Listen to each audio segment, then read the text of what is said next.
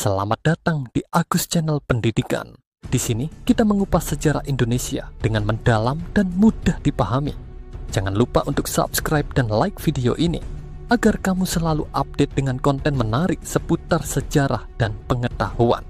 Hari ini kita akan membahas salah satu peristiwa penting dalam sejarah Nusantara, Perjanjian Giyanti tahun 1755. Yuk kita mulai. Pada pertengahan abad ke-18, Nusantara dikuasai oleh beberapa kerajaan besar. Salah satunya adalah Kesultanan Mataram yang berkuasa di sebagian besar Jawa Tengah.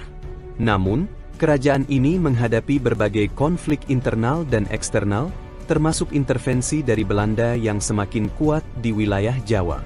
Mataram menjadi target pengaruh politik Belanda yang ingin mengendalikan kekuasaan di Jawa melalui strategi divide et impera.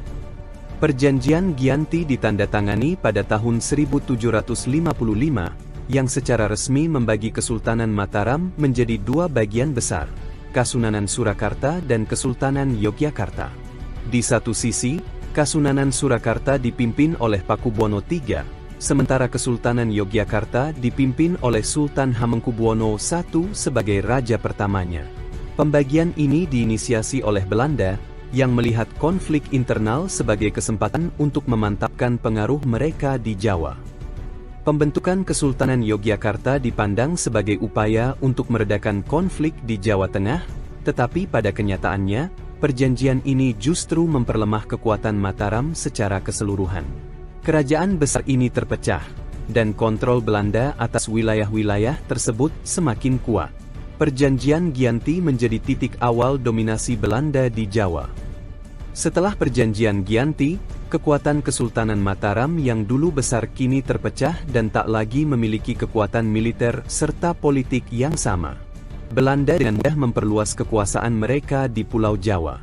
Perlahan namun pasti, dominasi Belanda semakin terasa, tidak hanya di Jawa Tengah, tetapi juga di seluruh Nusantara. Perjanjian ini menjadi simbol awal penjajahan Belanda yang berlangsung ratusan tahun.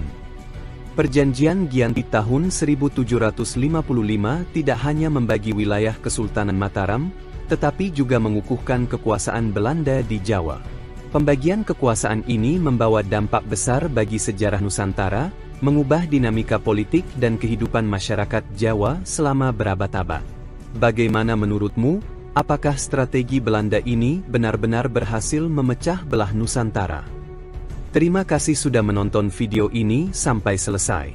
Jangan lupa untuk subscribe dan aktifkan lonceng notifikasinya agar kamu tidak ketinggalan video-video sejarah menarik lainnya. Sampai jumpa di video berikutnya, hanya di Agus Channel Pendidikan.